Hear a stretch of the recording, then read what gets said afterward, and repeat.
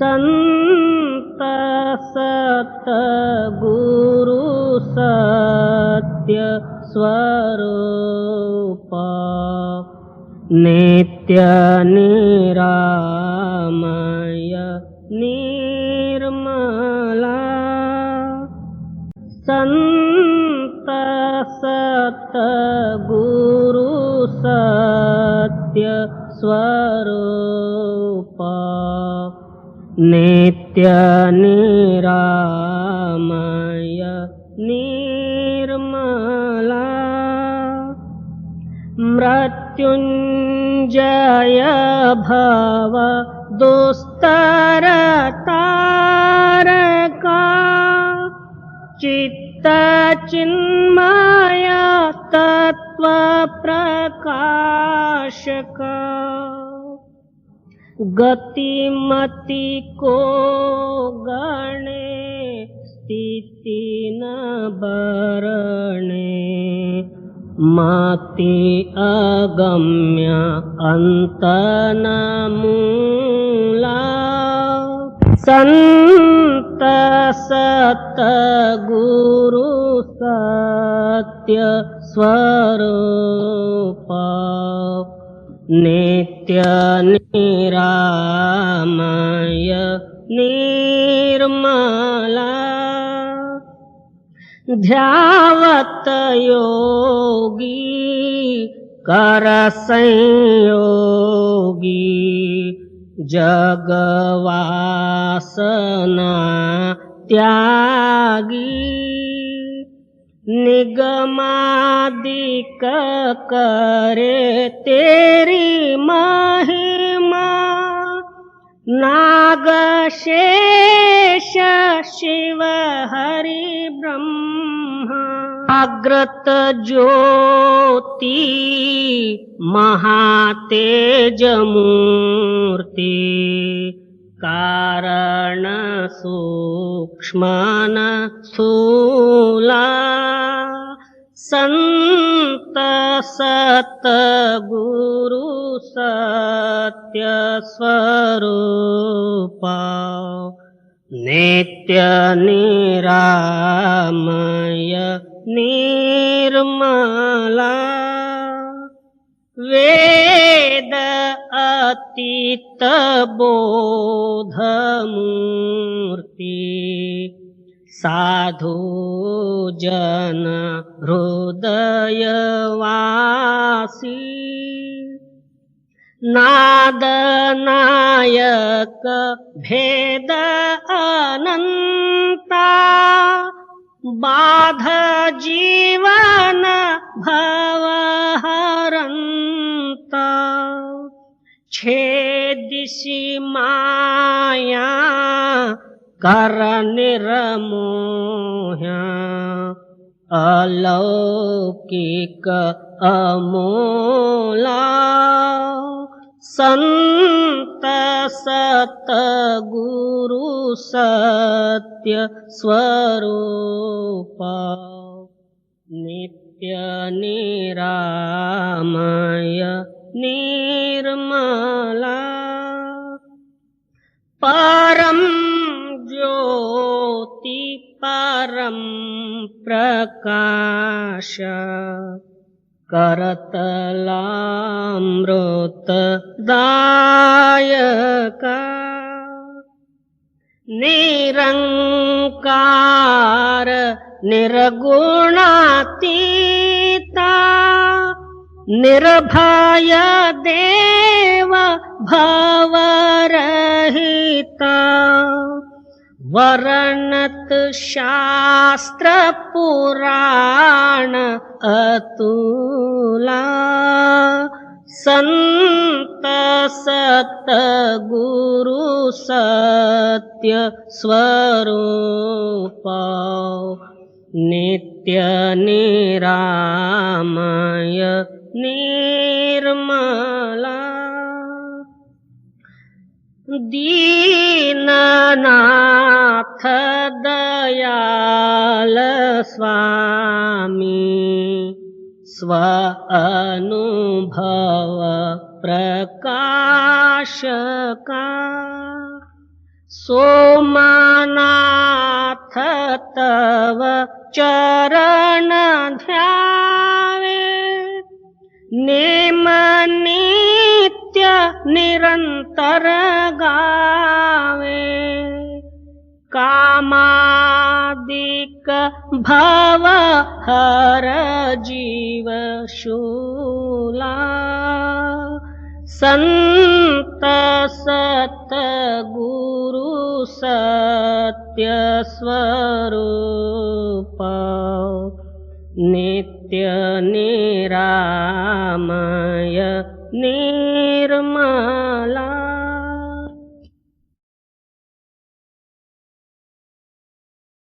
मिले बुसाई मेरे राम राय, इन विध मिले बुसाई मेरे राम राय। श्री गुरु पांचवी पातशाही की वाणी। आप फरमाते हैं, एक शिष्य जाके प्रश्न करता है कि मेरे जो है सद्गुरु मेरे को किस तरह मिलेंगे। सवाल पैदा हुआ तो ऐसा तो जो है बाहरी सद्गुरु मिलेंगे, मगर अंदरूनी सद्गुरु का दर्शन किस तरह होगा और गुरु का और मेरा मिलाप किस तरह होगा। कोई ऐसा संत सहज सुख दाता, मोहि मार्ग देई बताई। क्या अहोरात्र जो अपनी आत्मा उस शांति या सुख में मिला के हैं या आनंद रूप हैं, जो निर्लेप रूपी जो है संत हैं, वो जो है बंधन से रहित हैं और हमको भी वो सच्चा मार्ग बता के इस बंधन से दूर कर सकते। और कोई ऐसा संत सहज सुख मोहि मार्ग देई बताई। जी, अंतर अलख न जाई लखिया, हिच पर्दा हम पाई। क्या मेरे को जो है उस मार्ग की जरूरत है जो मालिक और मेरे बीच में जो ममकार का पर्दा है। ये सारी दुनिया जो है पर्दे के अंदर में है। पर्दे से उस पार मालिक और पर्दे के इस तरफ जो है दुनिया, बीच में जो है होने का पर्दा है। तो मैं अपनी ओर से बतेरा प्रयत्न करके हारा, मगर ये पर्दा जो है अपने आप ना फटता है ना अंतरे मालिक का मिलाप होता है। क्योंकि जो कुछ भी करोगे वो मनोआधीन या ममकार के अधीन ही करोगे। उस पर्दे के ऊपर आपका करने का भी एक पर्दा ही जम जाए।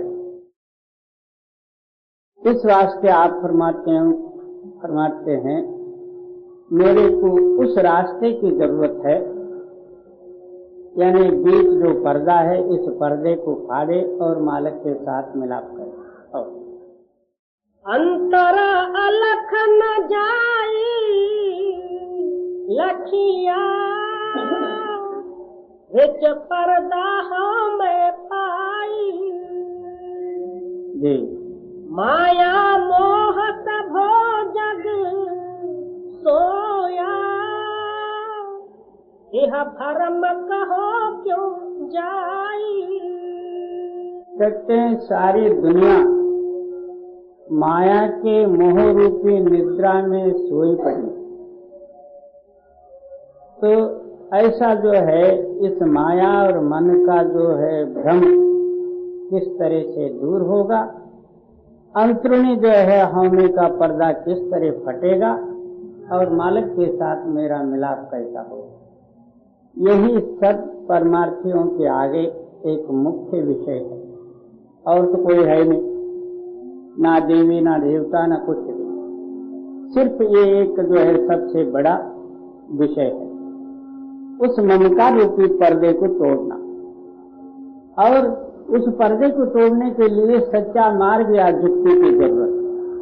वो जुक्ति पूरे संतों के पास, ये बातों से मिटने वाला नहीं, बुद्धि से पर्दा फटने वाला नहीं, बल्कि जबरदस्ती से मिलने वाला नहीं। चाहे जितना अपना प्रयत्न करो, कुछ भी वहां चारा चलेगा नहीं। एका संगत इकत ग्रह बसते मिल बात न करत भाई। कहते हैं कि मालिक का और इस जीव का अंतर कितना दूर है। तो फरमाते हैं कि एक ही घर में, एक ही स्थान में वास होते हुए इसका और उसका मिलाप नहीं, ना बातचीत है एक ही घर में, कोटानुकोट युग और जन्मों से, अभी भी जो है बाल अवस्था से लेकर आज तक एक ही शरीर में दोनों का वास है, और बीच होने का पर्दा है। जब तक वो पर्दा फटे नहीं, तब तक जो है उस मालिक की प्राप्ति या मिलाप नहीं होगा। जी। एक संगत इकत ग्रह बसते मिल बात न करत भाई। एक वस्तु बिन पंचा दुहेले ओह वस्तु अगोचर ठाई। कहते हैं कि एक वस्तु है, उसमें पंच जो है विघ्नदायक शक्तियां हैं। ये 5 शक्तियां जब माने, तब जो है वो अगोचर रूपी वस्तु हमारे अंदर में प्रकट या गोचर में आएगी।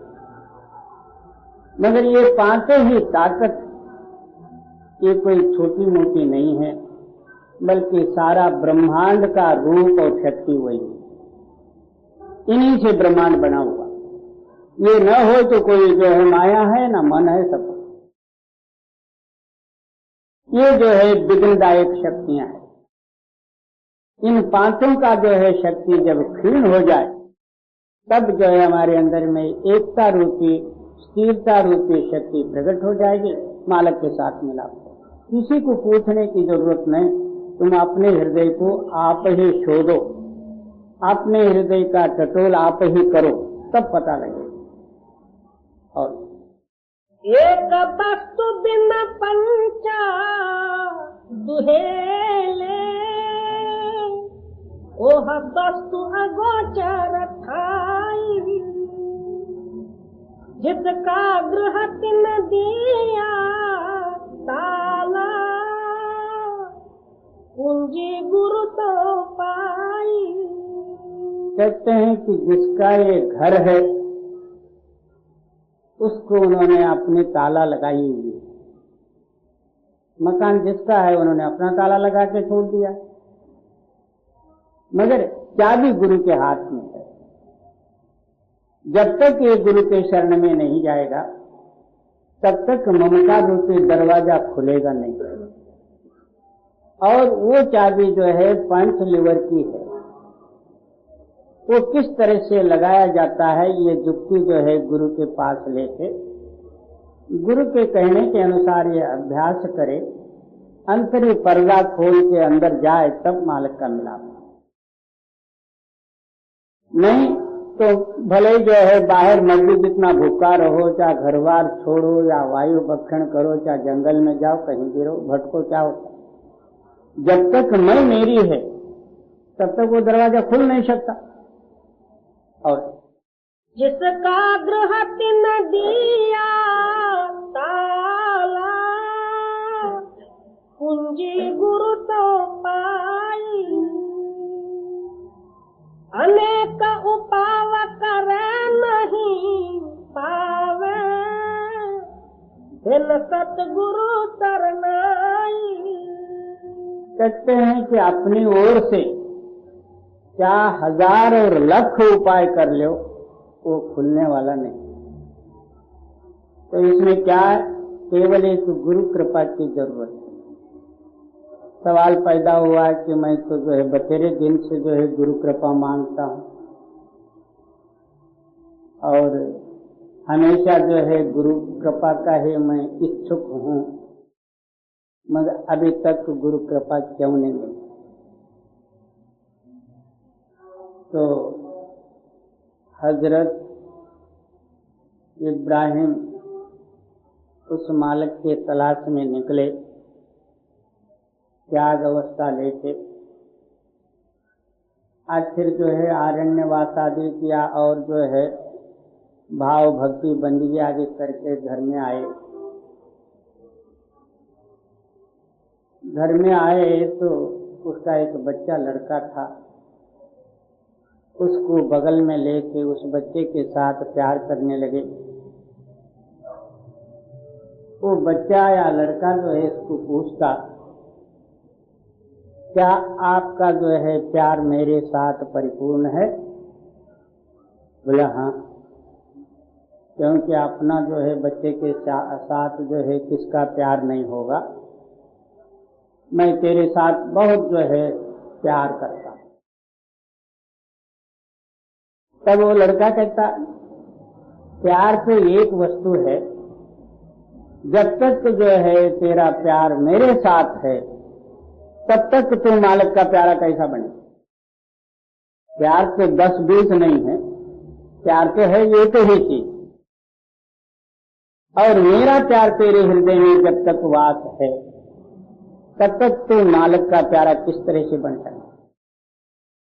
हृदय से सब प्यारों को हटाओ, मालिक का तलाश करो, तब मालिक तेरे पास नहीं। और तो कोई मर्जी जितना उपाय करो, ये सब जो है बाहर मन और बुद्धि के। और अनेक उपाव करे नहीं पावे,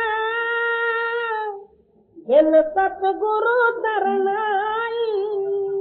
क्या सदगुरु के आगे अन्य भाव से तू शरण जा?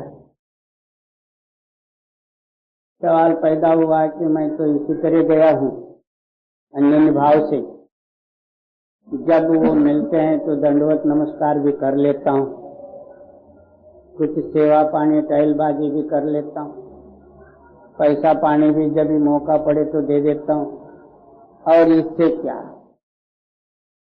तू पहले अपने मन से पूछ, तू गुरु का बना हुआ है कि तू अपना है? जब तेरे अंदर में गुरु है तो गुरु ही होना चाहिए, तू मन क्यों दौड़ा दौड़ करता? उस वो गुरु की ताकत आपके अंदर में जब दया रूप से खड़ी होगी, तब मालिक को ढूंढने की और तलाश करने की कोई जरूरत नहीं, वो आप खुद जो है मिलाप कर दे। दया दया तो हम कहते हैं, दया की कीमत नहीं दी जाती, और दया का कीमत जो है देना, ये कोई गुरु के ऊपर हम आसान और उपकार नहीं करते, हमारे ममकारत्व को दूर हटाने के लिए सर्वस्व अर्पित करना पड़ता है। और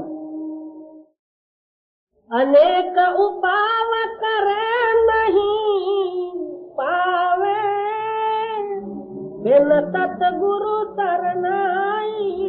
अन्य भाव से आहो रात्र जो है गुरु के चरण में तेरा चित्त लगे, आप छोड़ गुरु माये समाये, आप न रहे गुरु ही गुरु रहे। गुरु और शब्द दोनों एक ही है।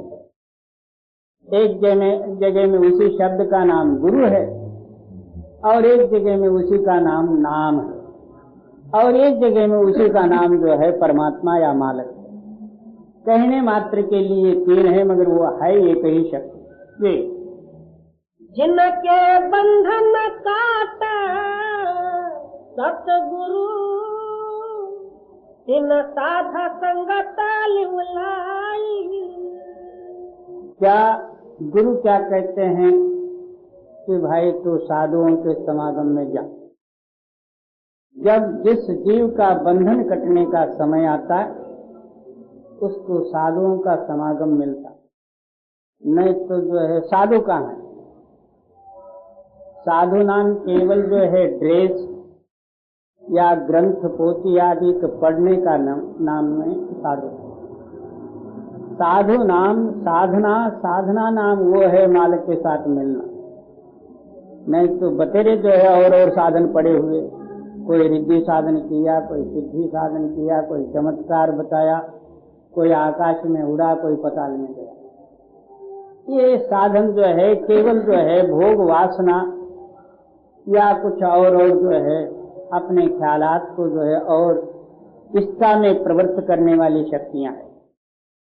तो साधु वो चीज है कि मालिक के साथ जिसका मिलाप है उसका नाम साधु। और तेरे को जरूरत है साधुओं का समागम कर। वो क्या कहते हैं, मैं भी जो ऐसा अभ्यास करता हूं, तू भी अभ्यास करके मालिक को मिल। और जिनके काटे बंधन काटे सतगुरु, इन साधा संगत लिवलाई। जिसका बंधन कटने का समय आवे उनको साधुओं का समागम मिलता है।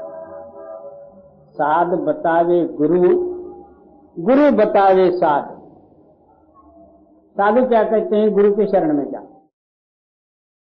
गुरु क्या कहते हैं, साधुओं का समागम कर। इन दोनों का अर्श स्पर्श से जैसा जो है पिछले जमाने में एक चकमक करके था जिससे आग पैदा होती, एक गार पत्थर और एक पोलाद का टुकड़ा, उसके बीच में जो है गार पत्थर के ऊपर कपास रख के उस पोलाद के टुकड़े से मारने से क्या होता, उसके अंदर से आग की चिंगारी निकलती। वो आग जो है उस कपास को लग के कपास जल जाता था, आग पैदा होती। इसी तरह साधु और गुरु का संघर्ष से इस जड़ रूपी जो है कपास को वो चेतन रूपी आग प्रकट होकर जब जल जाए तब जो है चेतन ही चेतन बन जाए। इस वास्ते ये जिसका संग करता और उसी का ये ख्यालात अपने अंदर में भर लेता और उसके अनुसार बनने का ये प्रयत्न करता। अब जिस स्कूल और कॉलेज में जाए, अपने से जो है बड़े जो लड़के पढ़ते हों ऐसा बनने का प्रयत्न करता। किसी कंपनी में हो, आप मैनेजर बनने का तैयार कर। जहां जाएगा तहां जो है बड़ा बनने का और उसके अनुसार बनने का प्रयत्न करेगा। इसी तरह ये साधुओं के समागम में जाए, साधु आप भी बनने के लिए तैयारी करेगा। या उस वो ख्यालात जो इसके अंदर में बढ़ते जाएंगे। इसलिए जब उस मालिक को, जिस जीव को उद्धार करना होता, उसको जो है पहले साधुओं का समागम मिले। नहीं तो इसने करना क्या है, ये जिनके बंधन काटे सतगुरु, इन साधा संगत लिवलाई। पंच जना मिल मंगल गाया, हर नानक भेदन भाई। फिर क्या होगा, साधुओं के कृपा या उनके समागम से ये भी जो है साधन करने लगा। साधन करते करते जो है इसका ख्यालात जो है यहाँ स्थिर हो गए। अंतरी जो है 5 स्थानों में के 5 शब्द खुल गए। फिर वो मंगल ही मंगल, सुख रूप, आनंद रूप आप ही हो गए जी। पंच जना मिल मंगल गाया, हर नानक भेदन भाई। क्या वो आप में आप हो जाए तो वहाँ जो है दूसरा कौन है? वहाँ राग द्वेष भेद चर्चा वगैरह कहाँ रहे जी। मेरे राम राई इन विध मिले गुसाई। तेरे को सच्चा मालिक की जरूरत है या इसी जन्म में मुक्ति हासिल करना चाहता है तो मालिक का मिलने का तरीका ये है। इसके सिवाय तेरी बुद्धि और कुछ जो है सोचे तो समझो ये काल का है या जो है तेरा आगे जाने के लिए मंजिल दूर है। इस विधि से मालिक मिलेगा और दूसरा कोई इलाज नहीं। और मेरे राम राया इन विध मिले गुसाई। ये नजदीक से नजदीक रास्ता है, ये प्यार का रास्ता है, यहाँ जबरदस्ती का नहीं। सहज भया भ्रम खिन्न में ना था, मिला ज्योति ज्योत समाई। कहते हैं कि वो मालिक आप ही आप सहज में प्रकट हो गया ना। तब जो है इसको प्रमाण हुआ कि ना मैं कभी जन्मा था ना मैं कभी मरने वाला हूं, ना मैं प्रपंच का रूप हूं, मेरे अंदर में ना प्रपंच है ना मैं प्रपंच का हूं। आप ही आप अकेला स्वयंभू हो गया।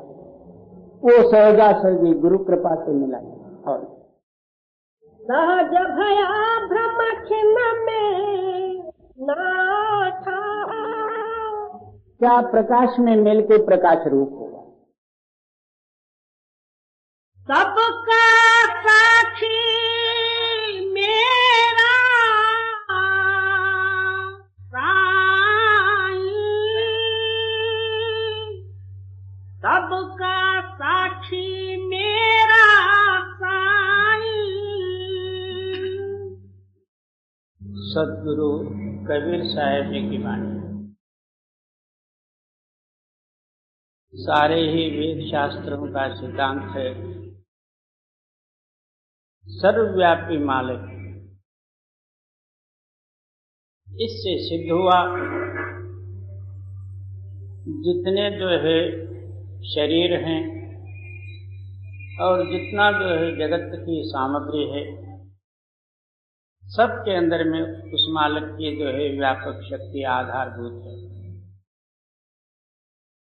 अब जो है आपके हृदय में भी वही चैतन्य या सर्वशक्तिमान जो है शक्ति आपके जीवन का आधारभूत होने के कारण से उसी के आधार से आपका चलन चलन और सारे ही व्यवहार समझना करना वगैरह सब कुछ होता है।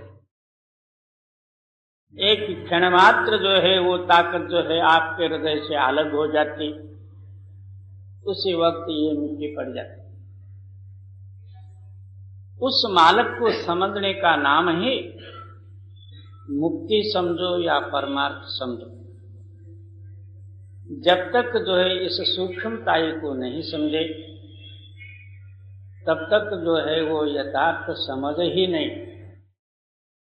उसके हृदय से जो है कामना भाव दूर नहीं हो सकता या संकल्प विकल्पादिक मिट नहीं सकते और हर एक चाह का जो है इच्छा वो भी दूर नहीं हो सकता। जब उस साक्षी रूप को ये देखता तब जो है इसके अनुभव में आ जाता है कि सर्वत्र मेरा रूप है। ना मैं जन्मा हूं ना मैं मरने वाला हूं, ना मैं स्त्री हूं ना मैं पुरुष हूं, मैं हमेशा के लिए एक सा और स्वयं शक्तिमान हूं। ये जब जो है इसके हृदय में अनुभव में आ जाता तब इस बंधन से ये आत्मा मुक्त हो जाती। जी। ब्रह्मा विष्णु रुद्र ईश्वर अव्याकृत नाही। क्या केवल मनुष्य मात्र ही नहीं, ब्रह्मा विष्णु महेश्वरादि और 33 कोटि देवी देवतादिक स्वर्ग वैकुंठादिक ये सारे ही जो है इन साक्षी शक्ति से जो है भिन्न नहीं है। सबके अंदर में वही एक ताकत व्यापक है। जी 5-25 से सुमति कर ले, ये सब जग फरमाया। अब जो है इतना साक्षी रूप निरंतर रूप में हमारे हृदय के अंदर में होते हुए हम इस जगत में भ्रम वशात होके अनेकों कर्मादि करते हुए एक कष्ट और दुख क्यों पड़ता? तो आप फरमाते हैं 5 विषय और 25 प्रकृति। वो 25 प्रकृति जो है हमारे बुद्धि के अज्ञात है, यानी बुद्धि से परे। 5 विषयों को हम समझ सकते हैं, मगर जब तक उन विषयों के अधीन होकर हम कर्म करते हैं वो भी जो है अनसमझे जैसा ही है। जब उन विषयों को हम समझे तो उससे जो है अलग होना जो है आप ही आप संभव था। उन विषयों को समझते हुए भी हम उसी के अंदर में अधीन होकर कर्म करते हैं तो हम उसको समझे नहीं, बल्कि उनका जो है आवरण शक्ति हमारे ऊपर आच्छादित है। और 25 प्रकृतियां जो है वो हमारे बुद्धि से परे। अब ब्रह्मा की प्रकृति उत्पत्ति करने का है, विष्णु का जो है पालन करने का है, शंकर का संहार करने का है, वो भी एक वृत्ति में आ गए। इसी तरह हर एक जो है मनुष्य मात्र प्राणियों में भी जो है सब वृत्तियां जो है भिन्न भिन्न है। 25 प्रकृति हैं। वो 25 प्रकृति के अंडर में किसी का जो है प्रकृति किस तरह का, किसी का प्रकृति किस तरह की, इतने को करोड़ों और अब्जों होते हुए हर एक की जो है प्रकृति भिन्न भिन्न है। इन 5 विषय और 25 जो है प्रकृतियां जो है इसको न समझने के कारण, बल्कि उसको वशीभूत नहीं करने के कारण ये भ्रम और दुख जो है ये जीव भोगते फिर रहा है। 5-25 से सुमति कर ले, ये सब जग भरमाया। अकार ओंकार मकार मात्रा, इनके परे बताया। क्या आकार उकार मकार आदि मिलके एक ओंकार हुआ, यानी तीनों ही मात्रा मिलके एक ओंकार उच्चार होता है। उससे भी जो है परे, उसको भी जो आधारभूत जो शक्ति है वो कुछ और है। जागृत स्वप्न सुषुप्त तुरिया, इनके न्यारा होई। अब जो है 3 अवस्था है, तीनों अवस्था में ही सारा जगत है, मगर चौथी अवस्था में कोई कोई योगी और ज्ञानी जनादिक हैं, जागृत स्वप्न और सुषुप्ति। ये 3 अवस्था में सब प्राणी। चौथी जो है तुर्य अवस्था, वो कोई कोई परमार्थी और योगी जनों की अवस्था। क्या तुर्य का ये जो है सात्विक का हद हुआ क्या? बोले नहीं, तुर्य से भी जो है वो परे ताकत है। जागृत स्वप्न सुषुप्त तुरिया, इनके न्यारा होई। राजस तामस सात्विक निर्गुण, इनके आगे सोई। अब 3 गुण है, 3 मात्रा और 3 मात्रा द्वारा एक ओंकार, 3 अवस्था जागृत स्वप्न सुषुप्ति और तुर्य। अब जो है क्या वर्णन करते, हाँ, रजो तमो और सत्व, ये 3 गुण है। रजोगुण ब्रह्मा, सतोगुण विष्णु और तमोगुण शंकर। आकारे ब्रह्मा, उकारे विष्णु, मकारे शंकर। राजस, तामस और सात्विक, इसके आगे जो है एक निर्गुण। ये 3 गुण तो जो है हम समझ सकते हैं अपनी बुद्धि द्वारा, मगर जब तक हम इन 3 गुणों के अधीन में हैं तब तक हमारी जो है समझ यथार्थ नहीं है। इन 3 गुणों से परे जो है एक निर्गुण ताकत है। वो निर्गुण ही साक्षी है क्या? बोले नहीं, निर्गुण से भी परे जो ताकत है वो साक्षी। जी, राजस तामस सात्विक निर्गुण, इनके आगे सोई, स्थूल सूक्ष्म कारण महाकारण, इन मिल भोग बखाना। अब इसी तरह 4 देह, जैसा आकार उकार मकार और ओंकार, ये 4 ताकत। उसी तरह जो है जागृत स्वप्न सुषुप्ति और तूर्या, और इसी तरह जो है रजोगुण तमोगुण सतोगुण और निर्गुण। और अब 4 शरीर बदला, स्थूल और सूक्ष्म और कारण और महाकारण। स्थूल शरीर की हद जो है नेत्र के नीचे नीचे है। सूक्ष्म शरीर जो है नेत्र से परे से शुरू होते हुए स्वर्ग वैकुंठ 33 कोटि देवी देवता वगैरह जो सूक्ष्म ताकते हैं, ये सूक्ष्म। कारण ब्रह्म स्वरूप है। महाकारण जो है ब्रह्म से भी परे वो जो ताकत, इससे भी परे जो है सत्य शक्ति। जी, स्थूल सूक्ष्म कारण महाकारण, इन मिल भोग बखाना। विश्व तेजस पराग आत्मा, इनमें सारा न जाना। क्या विश्व तेजस प्राज्ञ और आत्मा, ये आत्मा के 4 गुण बतलाए। विश्व और तेज, प्राज्ञ और आत्मा। आत्मा का जो है ज्ञान,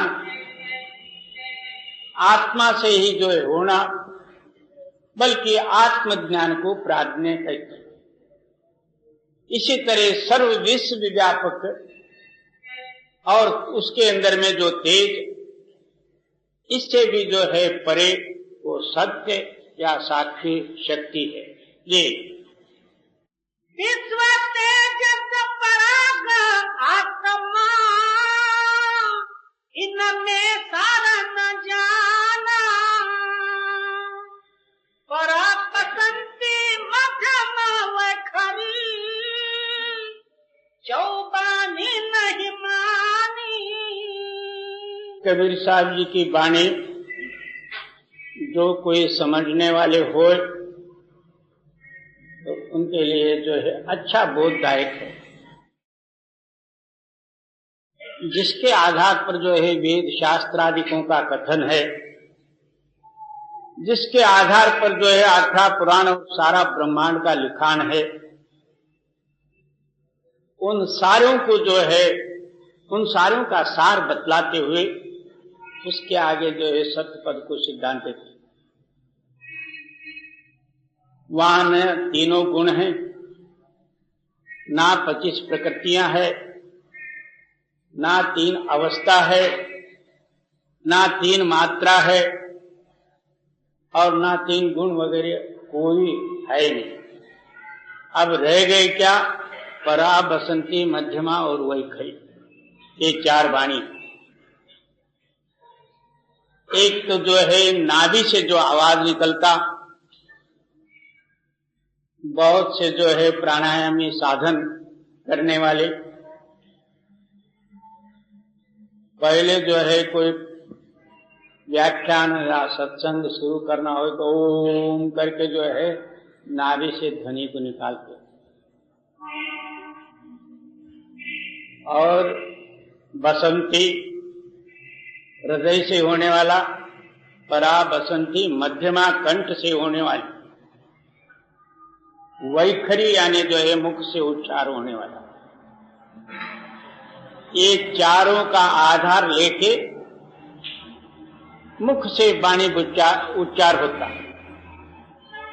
इन चारों के अंदर में कुछ थोड़ा सा भी गड़बड़ होवे वो उच्चार स्पष्ट नहीं होता। तो कबीर साहब जी आप वर्णन देते हैं कि ना परा है, ना बसंती है, ना मध्यमा है, ना वैखरी।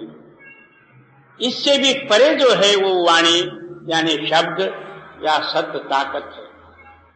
इसको कोई कोई बिरला जो है सूक्ष्मदर्शी या नित्य प्रति अभ्यास करने वाला ही समझ सके, नहीं तो ये बहुत गूढ़ विषय है। ये ना वेद है, ना शास्त्र है, ना पुराण है जी।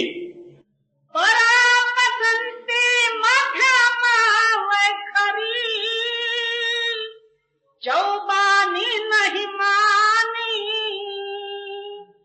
5 कोश नीचे करा देखो, इनमें सारा न जानी।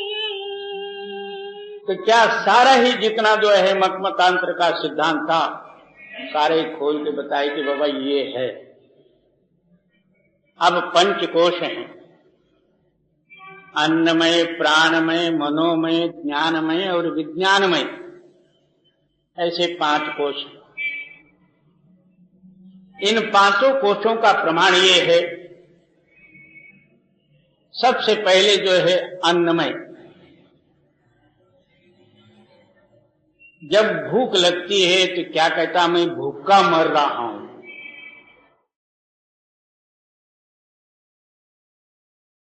कोई कहे कि भाई मैं तेरे को रोटी देऊंगा और तेरा जो है सिर काटूंगा या तेरा खून करूंगा, कहेगा कि बाबा मैं भूखा रहूंगा मगर मरूंगा नहीं। वहां अन्नमय छोड़ के इसका ख्याल जो है प्राणमय हुआ, प्राण प्रिय लग गई। उसके बाद में जब कोई ऐसा समस्या होता है, रेल के पट्टे पर जाके जो है अपना प्राण हत्या करते हैं, कोई रस्सी गले में डाल के टंग जाते हैं, कोई जहरे खा लेता, कोई ना कोई ऐसा हुआ तो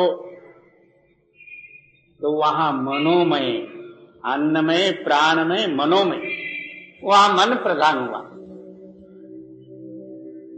उसके बाद में जो है ज्ञानमय। जब जो है सच्चा ज्ञान हो जाता, आत्मज्ञान, तब वहां मन का नाश होके तो ज्ञानमय हो जाता। आगे वही ज्ञान जो है विज्ञानमय, समझने वाला भी नहीं हूं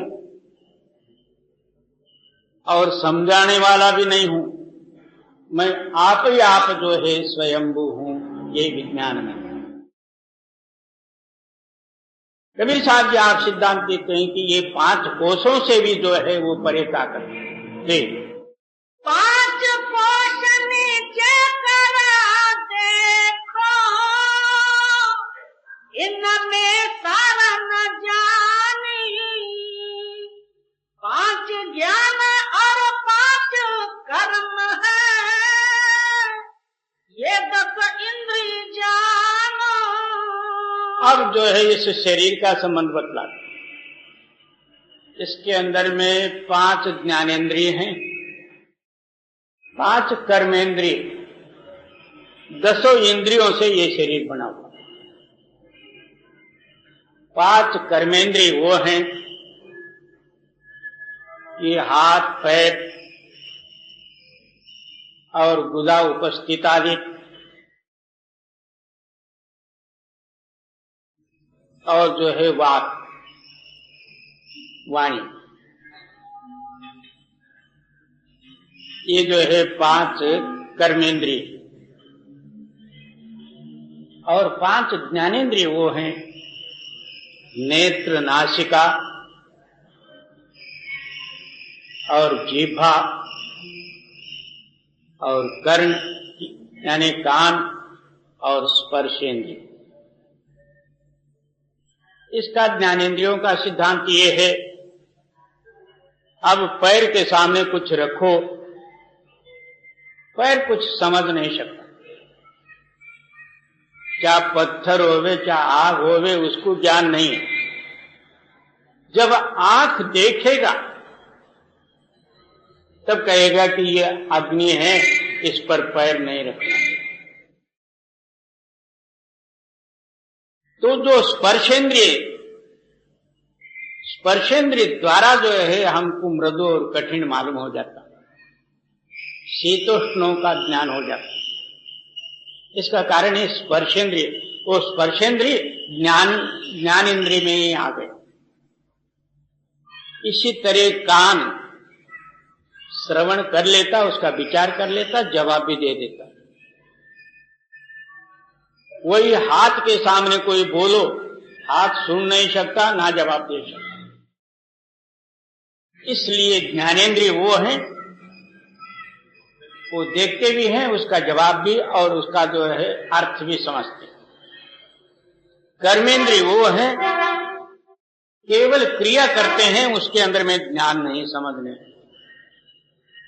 इसलिए इस तरह 10 इंद्रियों के सहित ये शरीर बना हुआ। इसके अंदर में एक भी इंद्रियों की न्यूनता होने से वहां अंगहीन या और कुछ हो जाता है। जी 5 ज्ञान और 5 कर्म है, ये 10 इंद्रिय जानो, चित्त सोई अंतःकरण बखानी, इनमें सारन मानो। अब जो है इन 10 इंद्रियों से अलग 10 इंद्रियों को हुक्म करने वाली एक हमारा हृदय रूपी एक स्थान है। उसके अंदर में 4 ताकतें, मन बुद्धि चित्त अहंकार। सवाल पैदा होगा कि मन में और बुद्धि में चित्त में क्या फर्क है तो एक ही ताकत, मगर समय समय पर जो कुछ काम करता उसके लिए वहां 4 भाग माने गए। मन वो है कि केवल संकल्प विकल्प उठाना। अब जाते जाते जो है हमको एक अच्छा जो है 10 मंजिले का जो है माड़ी दिखने में आया। वो जगह बड़ी सुंदर थी, बाग बगीचा भी था। ऐसा मकान मेरे को मिल जाए तो अच्छा करके मन से जो है संकल्प उठा। उसके साथ साथ में बुद्धि रहती, बाबा ये मकान बनाने के लिए करीबन जो है 2 करोड़ रुपए लगेंगे। तू तो मिल में काम कपड़े का काम करने वाला, तेरे पास जो है 2 करोड़ कहां से पैदा होंगे और तो कहां बनेगा। ये सब जो है झूठे संकल्प क्यों उठाता करके बुद्धि उसको विचार देती। ये बुद्धि की क्रिया। और किसी एक जगह में और कोई चित्त के अंदर कोई जो है कार्य के अंदर में चित्त लगाना और वो प्राप्त करने का जो प्रयत्न करता है वो चित्त है। और वो कार्य नाश होके उसे अहंकार में ही मिल जाता है, या कार्य बन के जो है ममकार पैदा होता, ये अहंकार है। इस तरह जो है 4 अंतस्करण यानी मन, बुद्धि, चित्त, अहंकार, ये सारा जो है शरीर का जितना लेखा था वो सब पूर्ण हो गया। इसके अंदर में जो जो सामान है कबीर साहब ने जो है सारा आपके सामने रखा। ये चित्त सोई अंतःकरण बखानी, इनमें सारा न मानो। ये भी जो है सच नहीं है जी। उर्म से किला धनंजय, देवदत्त कहाँ देखो।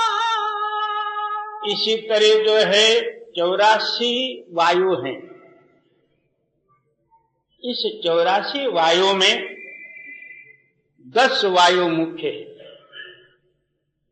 एक तो जो है प्राण, अपान, व्यान, उदान, समान, ये 5 वायु, और ये 5 वायु जो है कूर्म, शेष, किलकिला, धनंजय और देवदत्त, ये 5 वायु। ये 5 वायु जो है समय समय पर काम देते हैं, और प्राण, अपान, व्यान, उदान, समान जो है ये हमेशा जो है उस पर क्रिया रहती है। जैसा जो है अब नींद के पहले जो है ये एक जांबई करके आती, छींक करके आता, प्रसूत वायु होती, इसी तरह ये 10 वायु मुख्य है। ऐसा देखा जाए तो 84 वायु हैं, 84 में ये 10 वायु मुख्य है। ये उर्म से किला धनंजय, देवदत्त कहाँ देखो। 14 इंद्री 14 इंद्रा, इनमें अलख न देखो। क्या वही 10 इंद्रिय, चारों अंतस्करण, यही 14 इंद्रिय और 14 इंद्र, इसमें जो है वो अलग ताकत जो है नहीं। इसको आधारभूत होगी मगर वो इससे लात अलग है जी। तत्पद त्वंपद और अतिपद, वाचलक्ष पहचाने। अब जो है एक भी बाकी नहीं रखा, सारा जितना वेदांत था वो सारा खोला। क्या कहते हैं? तत्पद, तोमपद, अचपद, तोम, तत्, असी, ये सारा ही जो है वेदांत का मूल यही है। तोम नाम वो वस्तु, तत् नाम नहीं हूं, और असी उसमें मिलना है। तोम, तत्, असी, वाच लक्ष्य, ये क्या चीज है? केवल वाच्य और उसके साथ लक्ष्य मिलाने के ये क्रिया है। तोम, तत्, असी, यही जो है एक ओंकार का सिद्धांत है। तत्वमस्यादि लक्षणम कहते हैं इसको। तत्वमसी जो है यही है, यानी तोम, तत्, असी। तो इसी पर जो है ये 3 वाक्यों पर ही सारा वेदांत खड़ा हुआ, सबका यही सिद्धांत है। इनमें सार नहीं, ये तो केवल वाचार्थ लक्ष्यार्थ ये 2 है। पहले वाच्य से वर्णन करना, उसके साथ में लक्ष्य मिलाना, ये तोम, तत्, असी का सिद्धांत जी।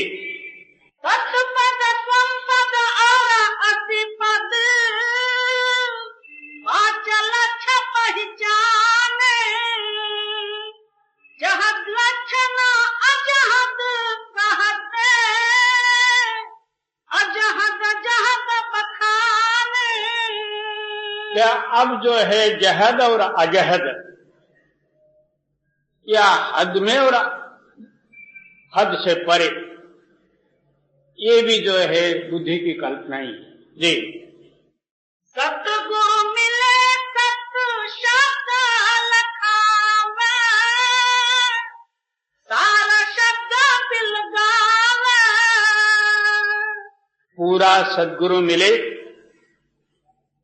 इन सारों का बवाल से अलग करते हुए और आपके अंदर में जो है सत्य शब्द की धुन है, उसके साथ कनेक्शन देके और सार शब्द पर जो है आपका ख्याल जो है टिका देते हैं और उसके अनुसार अभ्यास करके जीव मुक्त हो जाए।